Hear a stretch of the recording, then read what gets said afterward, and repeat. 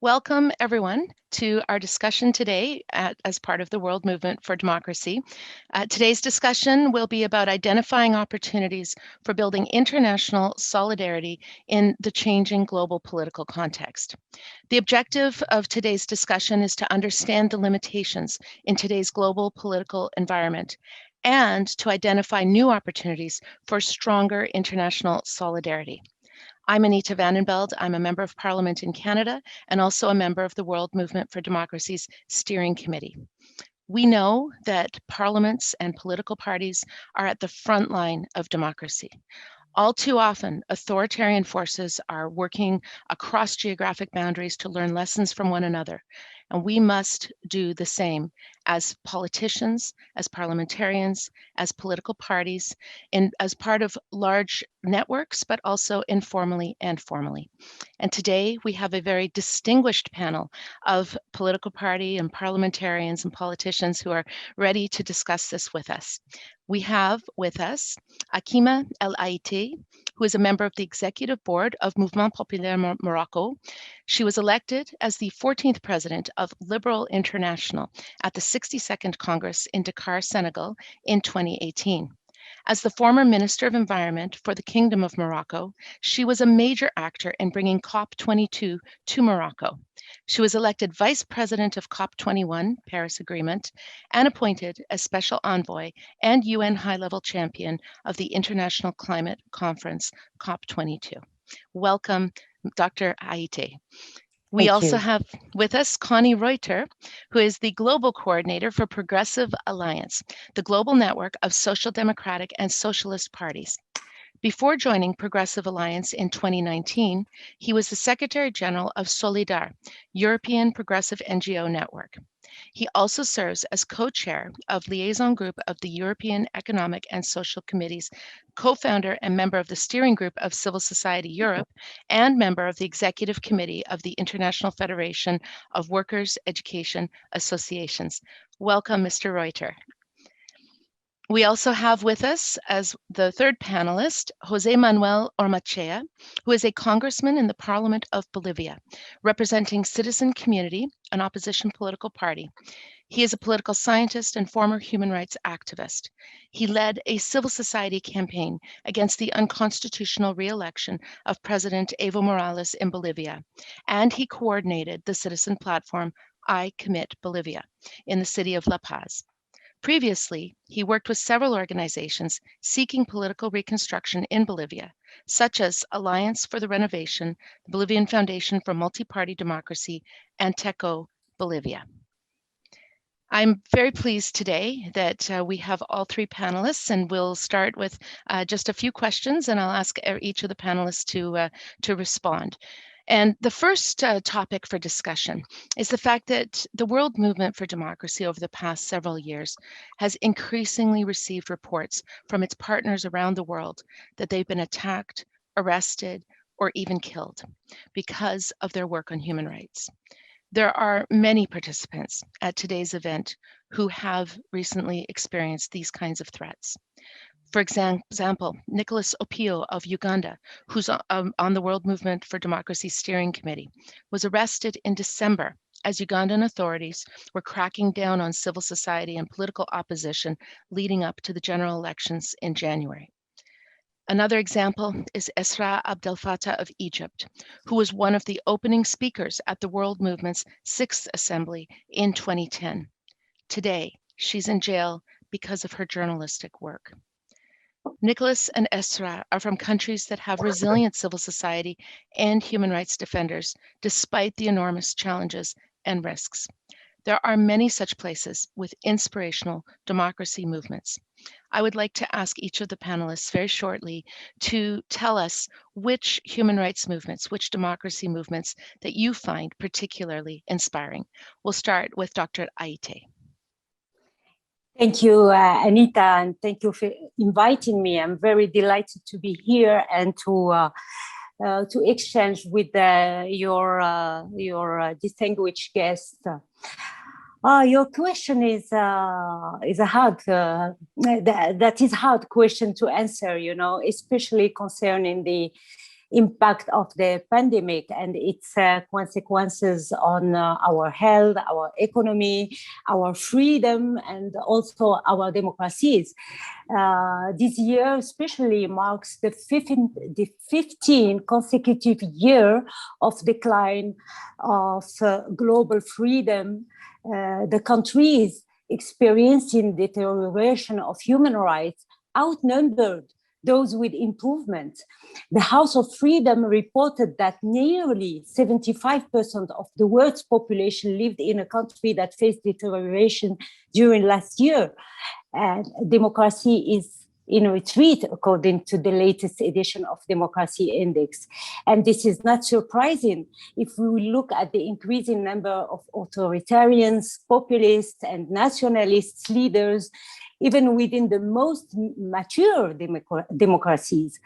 I certainly admire and I'm inspired by the top of the class, but overall the top 10 democracies in Europe, United States, and which is finally back to the play field, and of course Canada.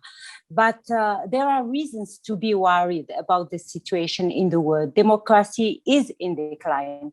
That is a fact. And democracy's defenders sustained heavy losses in their struggle against authoritarians, as you just right now said.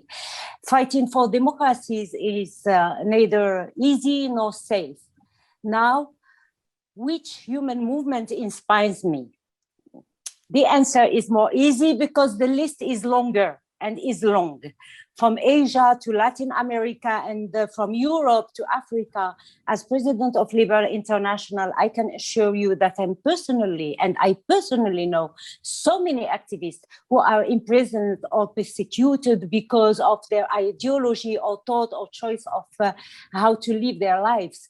Martin Lin from Hong Kong, the father of democracy, Senator Leila de Lima from the Philippines, Kim Soha and Sam Rainsy from Cambodia, and many others. All these activists are standing tall for democracy and dignity, no matter the risks, because each fight is significant, and to deny people their dignity is to deny their human rights. I am personally inspired by many human rights movements, and I salute all the activists because, as the young Greta said, activism works, and no one is too small to make a difference.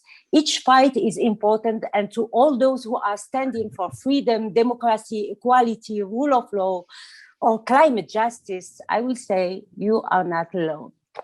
Thank you very much. And I think many of those inspiring democracy activists are watching here today. I would like to go to Mr. Reuter to answer who inspires you. Well, there is not a particular person or a particular organization that inspires me, but I'm inspired every day by the feedback I get from our members who are under threat in different countries, and what we can see all around the world. And Dr. El Haytay just presented it. We can go around the globe, and there is not a continent which would not be exempted from attacks on democracy, which are not only threats against political leaders, political parties, like, for example, we have today the prosecution of the presidential candidates in Nicaragua by the Ortega regime, which is everything than leftist or progressive, which is really putting in danger what remains of participatory democracy in that country. We can go through, and we have actually, in Europe, the example of Belarus, where we have a very, very courageous opposition in spite of all the persecution and the threats, and going to jail. And while you have followed the situation of hijacking a plane in the airspace, which is something which is something we would not have expected before it happened. We can go, Hong Kong was mentioned, we can go to Africa, to the Central African Republic, where our comrades are also persecuted and denied from their civic rights. And we have something, in Europe, which is really astonishing, and I think we should take it serious, what I'm speaking about. There is this new terminology of what is called illiberal democracy by Orban, and also what we see in Slovenia and also in Poland. And I think this is really very, very worrying, because there cannot be any illiberal democracy. the rule of law needs to be the rule of democratic law, because also dictators have their laws and apply them and bring people to tribals, which are everything than democratic. So my admiration goes to those who stand every day for the political convictions, for freedom, for the values, and who also defend trade union movement and civil society movement, and also who stand for progressive political parties or democratic political parties. And therefore, I very much welcome your initiative, because it shall not be, there is not ownership of one political family on this issue. I think we have to go forward in creating large alliance for defending and promoting democracy. And what better day than, to learn that President Biden just arrived in the United Kingdom and made a statement and said, we have to promote and defend democracy, and he will take an initiative. And I think we shall all be on board. This is important. Yeah. And from Canada, I had yesterday the pleasure to assist to a debate on the Progressive Digital Summit here in Berlin, where the Prime Minister Trudeau was speaking and considering him being a progressive, which shows that what we say, the idea of progressives stand for values and is larger than only one political family. So I think this is why it's good to have this debate, and it's good to start thinking on how we can be broader the approach and bringing together progressive civil society, trade union movement, and political parties who stand for the values of a liberal and not the illiberal democracy. Thank you very, very much. And now I'll go to Mr. Ormaechea for your perspective. What is it that inspires you in the global movement on human rights and democracy? Thanks for having me. I guess I would say the people from Hong Kong and the people from Myanmar are truly inspirational to me these days. Well, they are fighting the fight of their lives, really. They are giving it all for their countries and for their democracy and freedom. I would say, if you ask me which democracy or human rights movement do I see particularly inspiring for me, I would say the movement of Joshua Wong in Hong Kong is a truly inspirational figure to me. And I would say Aung San Suu Kyi as well, despite all exactly. Despite all the controversial around her, she has done a lot for democracy in Myanmar. It's undeniable, right? Also, I would say Alexei Navalny in Russia, very brave person. Well, that guy has to confront one of the most dangerous men in the world, you know. So no, he's in jail, but he started something I said Vladimir Putin can't destroy entirely now. And that is a movement for transparency, freedoms, and real democracy in Russia. So I think those figures I currently look up to now. Okay, thank you. Thank you very much to all three of you for those perspectives. All of you mentioned, of course, some of the negative sides, some of the attacks on human rights defenders, on civil society. And it does seem that those kinds of limits and attacks on democracy are increasing. But at the same time, the international community is struggling to respond to those challenges. In many cases, economic and security interests come into play, and they play a role in deciding how governments react and respond when there are crackdowns on civil society. Authoritarian regimes have become increasingly assertive. Do you think that that's a fair assessment of what is happening in the world? And what are the ways that the international community, that democratic governments might be able to help civil society and human rights activists in authoritarian countries? I will begin with Dr. El Ayiti. Go ahead. Thank you, Anita. You said fair. No, it's definitely not fair. And you are right. Civic space has come under attack in many countries around the world. And closing civic space now appears to be just one part of much broader pattern of democratic recession and authoritarian resurgence. To counter this trend, international community is responding in many ways, from exerting diplomatic pressure and building international norms and policies to providing emergency funds and shelters for activists. Such is the case with Belarus and the support it got from Ukraine and Lithuania, for example, offering protection to political prisoners. The international response, and you are right, seems stacked. Some effort have been undertaken, but appear too limited indeed. And this is due to the increased power that nation states hold because of the populists, the nationalists, the authoritarians, etc. increase.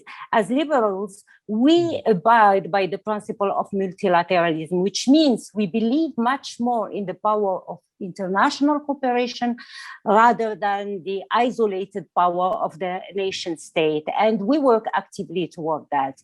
But we cannot be alone in this. All of the international organizations that believe in our shared future and were established to foster multilateralism need to be united. This is what Connie was saying now. These international institutions should start becoming a strong point of identification. Only then, I believe, we can talk about stronger influence against authoritarian tendencies, which, as you rightly point out now, still remain limited. We need to be united, stronger, and put more pressure, sometimes more restrictions, and sometimes more force. There is no one size fit all. Sometimes sanctions appear to work better, while other times soft diplomatic negotiations seems to be the solution which does least damage. Regardless of what course of action is chosen, we must do it together. If all pro-democratic countries and movements are united in condemning and singling out an authoritarian regime, the effect will naturally be much better. Thank you very much. I'd like to go to Mr. Reuter. Your perspective on the response by the international community. Yeah, well, it's like the glass of water. The question is it half full or half empty? And it's, let's say, there's not such, and Dr. Leite said it, there's not one size fits all solution.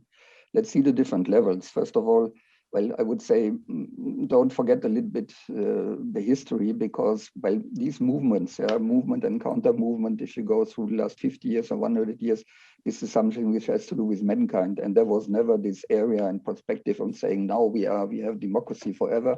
Some people thought with the fall down of the wall that this would be the end of history. It was not. And when we look in particular to Eastern Europe, well, they got democracy after the fall down of the wall, but some have only a limited interpretation of democracy, which is only economic, but not in terms of civil society, civil and human rights. And this is really a tricky issue. Dr. Leite also mentioned the question of multilateralism, and I said it earlier before. Yes, we, for example, in Progressive Alliance, we have worked on this in the last year, took an initiative of having a larger statement of our members of the political parties in Progressive Alliance, because there's a need for new, renewed multilateralism, and inclusive and a fair multilateralism. And this means also that we have to see what are the different level playing fields. For sure, United Nations with the Security Council, where some can block any vote. We have seen the drama on Syria and other events. There is a necessity of reform, but where do you get the majorities for the reform? But the UN remains inspiring, and the necessity also as an international body. At the European level, well, we have the advantage, we have the European Parliament, and we have a subcommittee on human rights, which is regularly reporting. We have Josep Borrell as High Representative in Europe, and while putting this always on the agenda, but where is the limits? That means, for sure, there is possibility to make declarations, but the question is, what are the other tools? And probably we will come back on this at the later stage. First of all, I think, and this is why the work of Amnesty is so important, is bringing people out, not out of the prison, but out of the shadow, giving faces, giving names, and also for the international support, what we can do and what we did in some cases like the prosecution that members from our member party Malaysia were undergoing, and in other countries, at least speaking it out, naming and also shaming, and creating networks of international solidarity. And this is the first step. This is perhaps not satisfying at all levels. For sure, in terms of diplomacy, there are limits. I was always inspired by a former French ambassador, Stéphane Hessel, who was really a historical figure also with the Franco-German past, and a very wise man, not a white, but a wise man. And he also explained that the first thing to do is you have to establish dialogue. And the dialogue for sure is sometimes a difficult dialogue. We see this when there's dialogue with China. It is not satisfying because it will not bring more democratic rights immediately, but there should not be a trade-off between economic development and trade policies and leaving behind then the human rights and the civic rights. Therefore, I think we have to differentiate the levels and the actors, and then therefore build a joint strategy out of there. Thank you very, very much. I'd now like to go to Mr.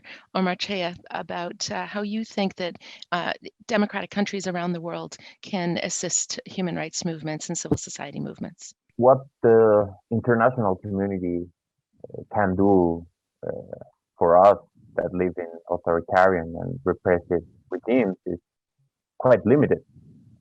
Although it is important when, for example, the European Parliament imposed sanctions against authoritarian governments, or when the US do the same.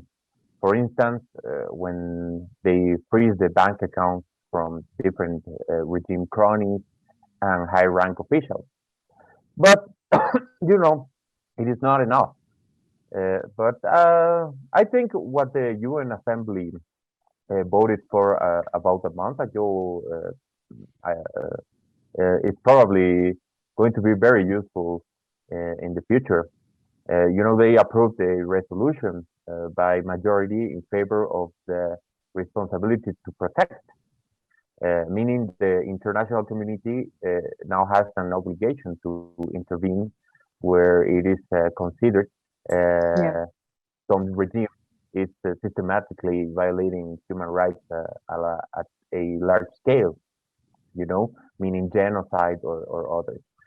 Of course, the most authoritarian states voted against it, but it was approved anyway. So yeah, it is a step forward. Also, sharing our experiences internationally, you know, through this kind of conversations, for example, conferences and forums, result to be very inspirational for people around the globe fighting the same or similar causes. An open internet, social media. It is key to share our stories and send them out, you know, so other civil societies can learn about our fight, and we can share lessons from them as well, and so on. Thank you. And speaking of sharing lessons, we know that within the World Movement for Democracy, we have long encouraged that there be global networks. Particularly, we've seen a number of global networks of parliamentarians, of political parties, civil society, and political leaders. And this kind of sharing and learning that happens through mobilizing in global solidarity through democracy movements, this has often urged democratic governments to act.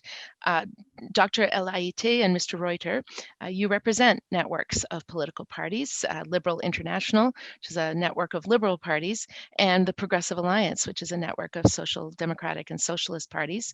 And Mr. Ormaechea, you've been a part of various regional networks of political activists in Latin America, such as the Latin American Youth Network for Democracy. While we are living in this very challenging global environment, how do your networks seek to strengthen democratic unity in democratic-minded political actors? I will start with Dr. El Ayité. Go ahead. Thank you, Anik, for the question. I will take this opportunity to present a little bit Liberal International. Liberal International is represented in all the continent, has 5 regional organizations and count more than 20 international organizations beyond its members, including youth organizations and women organizations. So you can imagine the diversity of our members and the strength and the richness of our network. Bridging this network is in itself very helpful and allow us to be vocal, to reach out on the international institution like the UN, the EU, the African Union, or any other international institution. But working on changing certain authoritarian regimes is not easy and at times not safe as well. So having the backing and support of functioning democracies can go a long way in these instances. In Liberal International, we are very motivated in bridging the North and the South, both in terms of accessibility of opportunities, but also democratic development. Democratic leaders have understood that none of us is safe, stable, and prosperous until all of us are. And so belonging to a network such as Liberal International means that our parties can tap into not only financial resources needed for change, but more importantly in the know-how, a cultivated collective knowledge of progress that can be adapted in different situations and different contexts.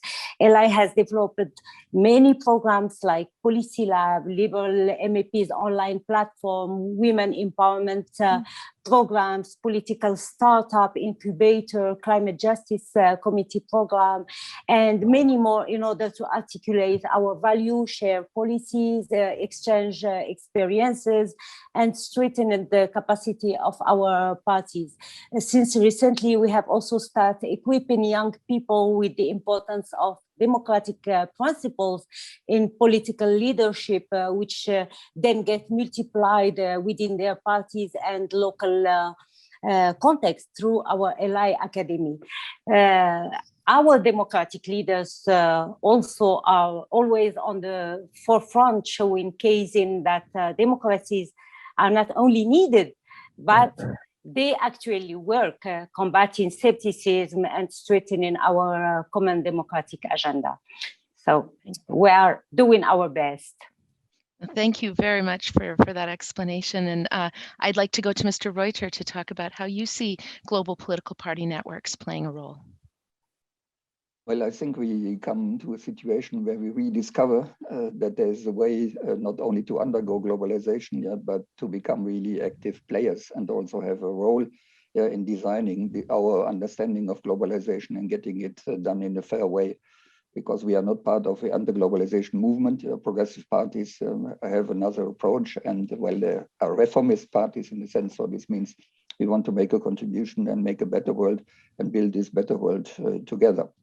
Progressive Alliance, I will not go back to history, but when it was created in 2013, in critique of the other social democratic socialist international, the dividing point was in particular the question of democracy.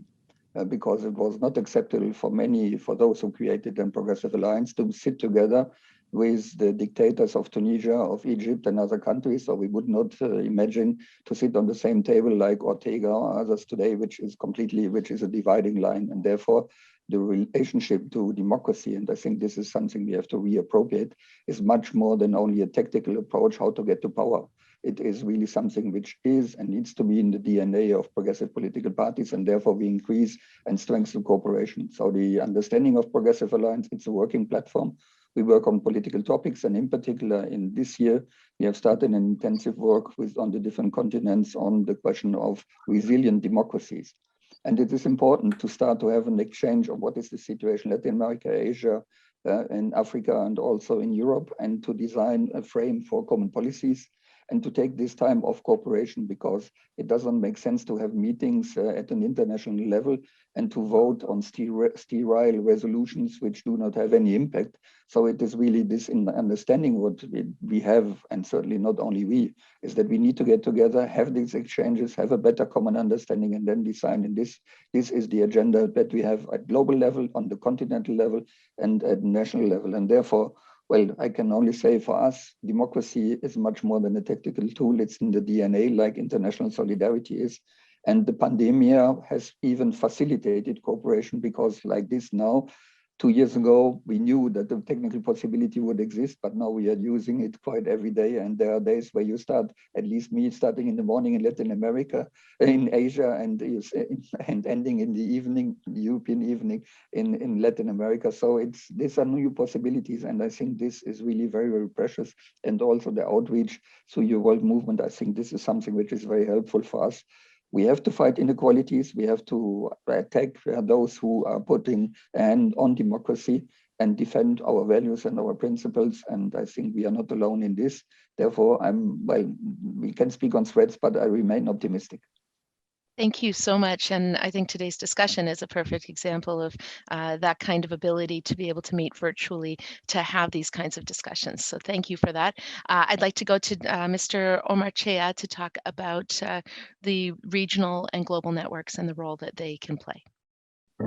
It is crucial to have a vast network of regional and international allies that can make your story visible around the globe, right? Well, the more people around the globe get interested in the reality your country is living, the higher the probabilities that the authoritarian regime you're living in is willing sometime to dialogue or to soften its actions against you or against your movement, or maybe to permit more transparent elections in an electoral process, not that rigged, or sometimes because all the international eyes are on them, they behave more or less as democrats for a period of time. Because they are afraid of, how bad are they being seen for the international community eyes, or their neighbors, regional neighbors. Well, I mean, it's not always like that. Like in Cuba or Venezuela, nothing seems to have an effect on them these days. But in other moments, all the networking and preparation, outside for the activists and political leaders, political opposition leaders, was very important to defend democracy in those countries. For example, Casla Institute and Juventud Lat in Latin America are doing a great job preparing young Latin American leaders that come from different authoritarian contexts, especially from Venezuela, Bolivia, Cuba, and Nicaragua. They teach them to fight back peacefully and democratically, and to prepare for managing a political transition from dictatorship to democracy in the near future, if it's the case, right? So there's that. Well, thank you very much for that.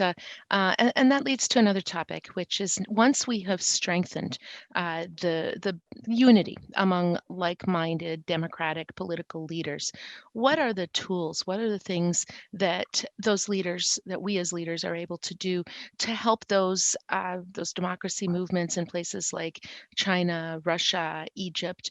What are the tools that we have, and how can we build solidarity? I would give, for example, example, in Canada, one of the things we're looking at right now is creating an immigration stream for human rights defenders specifically.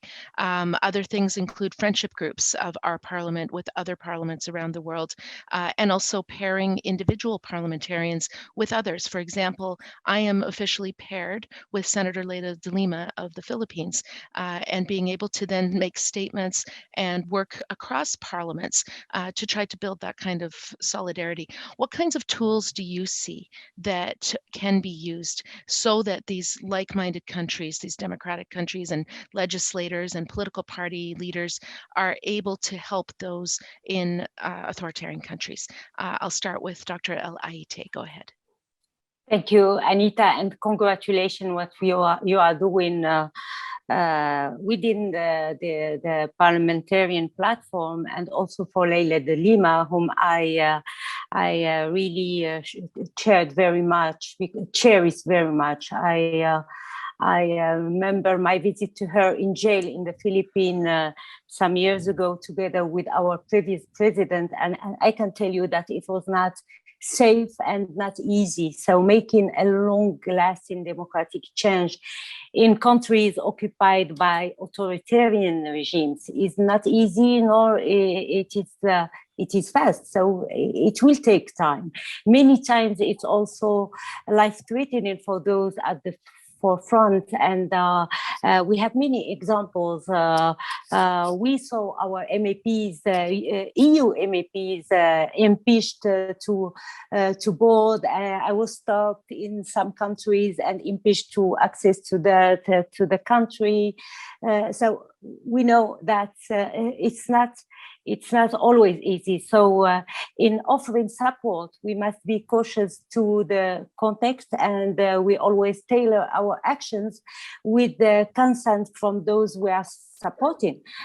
Practical tools for change depend on the region in question. For Eastern Europe, at MENA, and you know the situation there, we first ensure that the opposition forces of the regime are members of our network, and we have built and we are trying to build, because this is not still the same. We have already a network of the Arab liberals, but they are operating under very difficult conditions and situations. So it's not very easy for them to be powerful. So they can also, we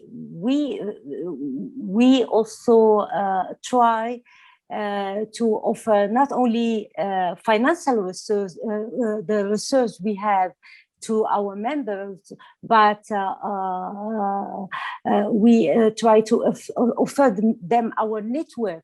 Then when we try to raise awareness of the issues they are facing, both publicly, but also bringing their story in high-level political spaces.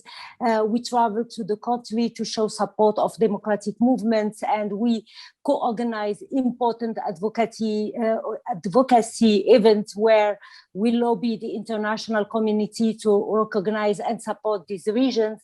By the way, our friend spoke about Alexei Navalny, or about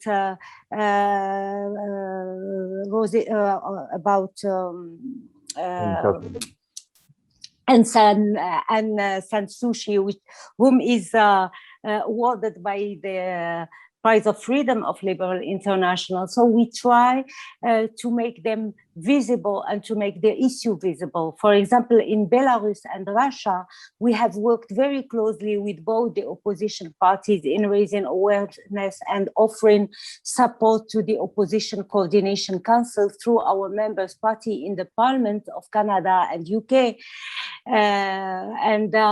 Yesterday, a statement by the ALDE party bureau on the situation in Russia was agreed, denouncing the recent situation in Russia and condemning the constant reprisals against dissident voices to the regime.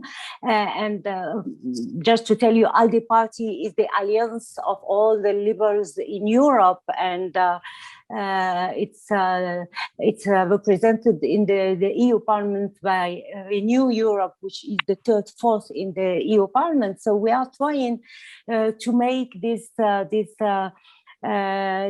voices heard in the international organization, especially the EU and the UN.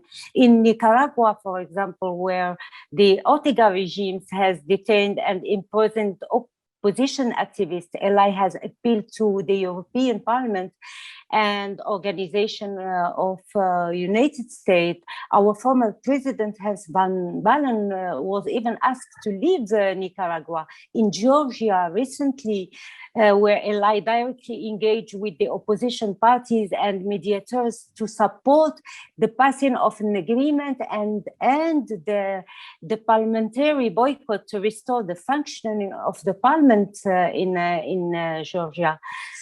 Okay. China is another, I will end with China because it's important. It's a different strategic priority for us, considering its geopolitical relevance and the unprecedented growth. In this instance, we work closely with the parties in the regions since they are impacted by China influences like Taiwan, like all the Asian liberal in Asia. And through our working group on fair trade, considering China's growing economy power and lack of respect for human rights and democratic principles which go hand in hand.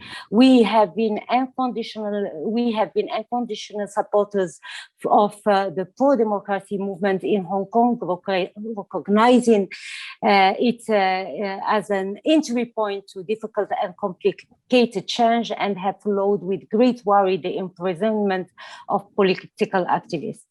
Thank you. Thank you so much for those very concrete examples of the kinds of things that we can do and the tools that we can use. I'll go to Mr. Reuter now about what kinds of tools are you using? What are some lessons for others? Well, I would not say lessons for others, but there are tools and there are also limits. First of all, there's the tool of international diplomacy, and well, as a political party of social democrats and socialists, we have governments, governmental leaders who have an impact in international institutions and also who meet in person, those who represent, well, Russia, China, and that would make the difference with Egypt. So there is a limit in it, but it's a necessary complementarity. There is an arsenal of sanctions, but this would take more than 3 minutes to speak on this, well, the effectiveness, and I think we have to make always an impact assessment on the immediate and short-term impact of such sanctions or on the long-term effects. And for sure, what we can observe that the relationship with Russia and China is a very, very tricky one because they are global players and they are it's not only concerning what is the situation in their countries, they are very active also outside of Russia. And we know it's not a secret that Russia is financing armies of trolls who are very active in the public sphere of the social media. We know also on the interventions and support they give to right-wing and fascist movements. We know also the problems with China interfering also in the sphere which was before considered being a public sphere of progressives. So I think that their arsenal is limited in a way, but there is no alternative to having a dialogue, to think on sanctions, and to creating public and raise public awareness. And this can only go through strengthening also the international institutions. And I think the good thing for us, at least, we always can base our work on a triangle, which is a triangle between political parties from our family, trade union movement, and civil society. And as such, I think there are opportunities, but it's difficult, and in particular difficult what we know also in the 3 countries. Any support that you can give from outside of these countries, and including Egypt, is considered as a foreign support, and this is a criminal act for many of the actors, and this makes it really very, very difficult. Thank you so much for that perspective. I'd like to go to Mr. Ormaechea now, just to talk about the kinds of things that democratic leaders can do around the world in order to help those human rights defenders and democracy defenders in authoritarian states. Well, probably besides declarations, public condemnations, and economic sanctions, I guess I would say you know, given that no one wants to military intervene in another country just because they are authoritarian. Well, not all the time, at least. I would say probably the best thing the people and the democratic governments can do to support democratic movements and parties around the globe is to share their stories, talk about it, and maybe try to find ways to fund the resistance movements. You know, the dictator is always going to say we are being paid by foreign intruders, by American the American empire and all that nonsense. But it doesn't really matter. They always say the same. So if you can find a way to finance democratic movement, via crowdfunding or to some NGOs or think tanks or foundations to support us, through the international cooperation. Many parties have a international cooperation institution in many countries in the world. It would always be very helpful for us that we fight every day against this authoritarian regime. Thank you very much. And the final topic to bring up today is that through many of our discussions and through many testimonies and reports from around the world, we are seeing that democracy appears to be in decline, that civic space is shrinking, not just in authoritarian countries, but also in some democratic countries. And it can sometimes be a little bit difficult to be hopeful. My final question and topic for discussion is, where do we look to find hope? How do we build that democratic momentum globally, and what kinds of things can we do to make sure that we can have hope and opportunity? And I'll go to all three of you for the final round, starting with Dr. El Ayité. Go ahead. Thank you, Anita. You did already, Anita, today. We can say good morning, good afternoon, and good evening through this meeting. So we are connecting together and working together between internationals who are sharing the same goal and the same objective. So when you are a fighter, you never give up, and when you are persistent, then the whole environment organizes in a way to support your fight. This is what I will say. Is there an opportunity for change? Yes, definitely. We are hopeful. Many Democrats around the world are standing for the same goals, and this is what we are doing during this meeting. We are standing to counter the authoritarian regimes, the populists, the destroyers of democracy.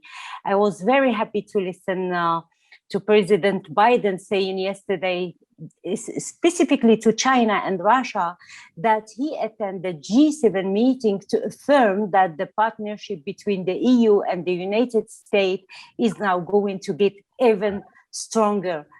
Democrats need to be vocal, and they need to be loud and must build the momentum. Political parties and civil societies should be the trustworthy guide that lead the people through the change. And this is what we are trying to do. And if we do it together, we will be stronger. And in this constant changing global and digital world where humanity is facing pandemic with its devastating social and economical consequences, and where climate change is challenging our civilization, we are holding on hope for dear life. We must be hopeful, as only through hope we are able to mobilize for change. And now that we are relaunching our economy, relaunching our lives, I think that we have the opportunity to build better and to be hopeful. Well, thank you very much for such a positive intervention. I'd like to go now to Mr. Reuter. Where do we find hope? Well, where do we find hope? It's where do we see it? And we need to open their eyes and get a historical understanding. Well, as a German, European German, but nevertheless global German, and also inspired by France. No one is perfect. Well, it's not a historical mistake to be a German in these times. But seriously, well, I'm inspired by the philosophers, by Kant and by Descartes, because we do not need to forget the dialectics of things. If there is pressure, there's counter pressure. If there's action, there's counter action. And it is clear if there is a threat to democracy, there are movements emerging and we can support as political parties. Or if we are in the battlefield itself, yeah, for sure, we know also that we are not alone. If you look to the history, like the famous Sophie Scholl or others, they knew, even if they were in jail under Nazi time, they knew they were not alone. They had to believe in mankind. And I think this is really, it's very important. Therefore, our historical references are like, well, we can say in Europe, Willy Brandt, for example, we can say Olaf Palme and many others. I think this is really challenging. This is inspiring. We should not forget that we have role models, that we have example references all over the world. And I take my inspiration, my hope from what I see in our network, in those who stand up for the values and those who stand up for democracy. We have also hope that which is nourished if you see new movements emerging, yeah, like the climate action networks and others. We have a very strong LGBTI movement. There is always a backslash on this movement, but nevertheless, there is emerging. And I think this is good, that this is not, we also need not to reinvent ourselves, but let's say, get an understanding that if there are new forms, there are new movements that will emerge. And I think, to conclude for me, well, it's not a hope, but I'm very much convinced that even if we are in a situation where some think that we can have economic prosperity without democracy, this is completely wrong. What we need is not market-conform democracies, but democracy-conform markets. And in this way, yeah, and I think in this way, if we can continue these dialogues and really getting not only on exchange like we had today, and thank you again very much for this, but if we can really get to something is building together a common agenda, a global agenda, this really could make the difference. There is an opportunity, but we know also, taking the example of the last elections in the US and in other countries, it is not given.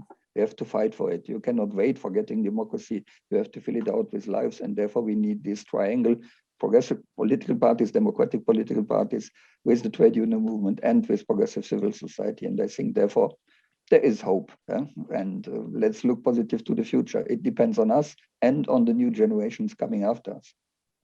Thank you very much, and I appreciate your reference to history as a historian by training, and also the new generations. I'll go to Mr. Ormaechea for the final word.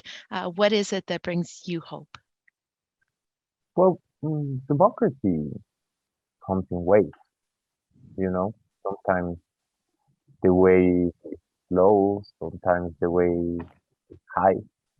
So there's always room, I think, for hope. Because, you know, no one in the world really gives up on his or her basic freedom, you know. It's only natural to always want to be more free and more equal. So people are always going to find a way to fight for democracy. In my view, every dictator in the world is doomed. Sooner or later, is going to fall. They're always fall. Always. We saw it throughout history, talking about history. Maybe I am not going to see my country free and fully democratic, but I'm sure my children or my grandchildren will. So if that happens, all our struggle and all our fight for freedom and human rights will have worth it. Well, thank you very, very much. And I really do appreciate all of the panelists and the discussion today. I think that often what we've learned today is that often we underestimate the power of our platform, that as political leaders, as political parties, as parliamentarians, the voice that we have, but especially when that voice is amplified. When we make a 1-minute statement in our legislature, it can resonate around the world. But imagine if all of us made a 1-minute statement at the same time, all of us from different countries and different continents, the kind of power that that has. And the networks that you all belong to, and of course the World Movement for Democracy itself as a movement and global network that brings us all together. And if we can't be together in person, at least we're together virtually.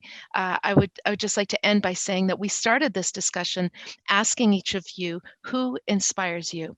And I can tell you that after the discussion, all 3 of our panelists today, all of you, inspire me very much. Thank you very much. Thank you so much, Anita. Thank you so much. And I hope that our audience will be inspired too. Thank you. And I hope to meet all of you again. Thank you very much for this debate. So important. Thank you. Appreciate it. Stay healthy and safety. Stay healthy. Bye. Thanks. Thank you, Walter. Thank you, Tom. Thank you.